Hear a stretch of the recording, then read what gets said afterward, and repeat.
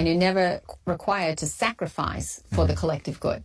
Okay. There is a version in which all can benefit and all are served. Things only have a negative value because that's what you assign to it. Okay.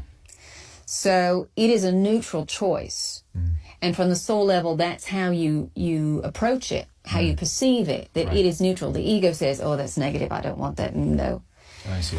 So you can perceive it from the ego level where it's polarized. It's either positive or negative. Right. When you enter into the space of co-creator, which is your heart center, you can perceive it from a very neutral stance where you can see, oh, look how this was a benefit to myself from my education and benefit to others because they got to play out this role and they have a chance to grow and expand as well. Right.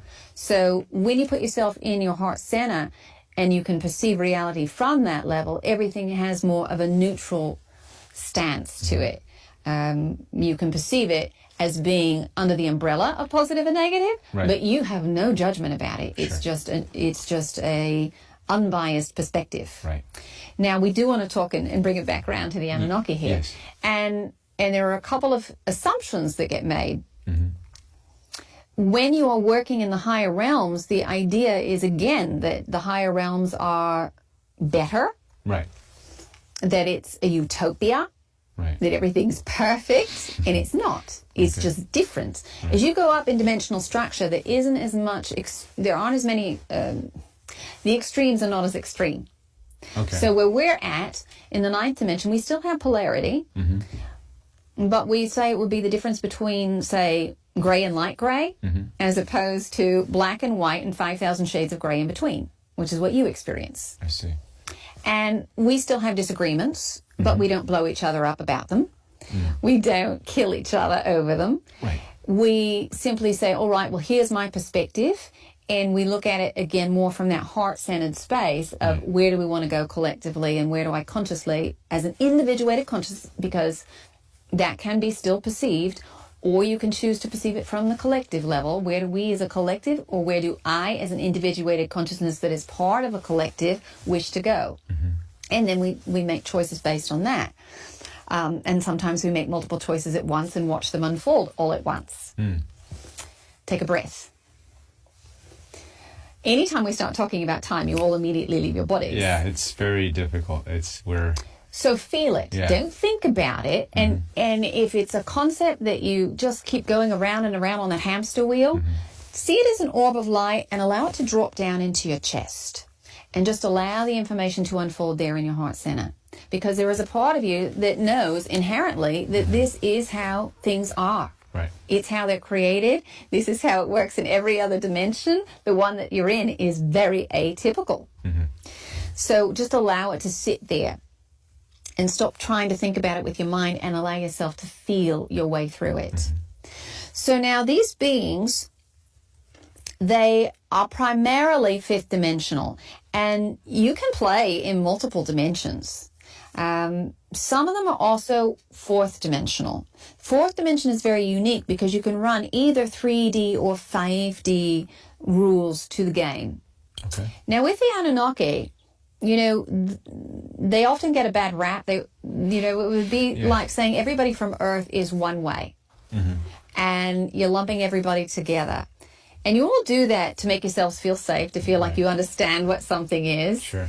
And there are only a few that have manipulated power in such extremes. For the most part, and there was a split among the Anunnaki themselves about how they wanted to go forth and how they wanted to interact. And so there is definitely a rift between beings who are from that system, from that planetary body, Nibiru. And, you know, as we were saying, some of them were on Mars at the time of Atlantis. And then once Atlantis fell, they started playing around a bit more with you around 13,000 years ago and working in a different way than they previously had on the planet. And they took a less formal role, a less physical role, and were, well, to put it this way, manipulating things from a higher dimensional level. Now, this helps you at the galactic level for a number of reasons. It helps you to introduce interdimensional action into your consciousness once again, because you've forgotten about it. And it's just another level of the game. When you say this understanding the story, or understanding that, the Anunnaki are playing with you, or that there are other species that are playing with you, Sure. that helps you to integrate some of the galactic issues. It helps you to create more cohesion between dimensions. Because right now, the perception and some of the things that have gone on, there is a bit of separation going on between the dimensions.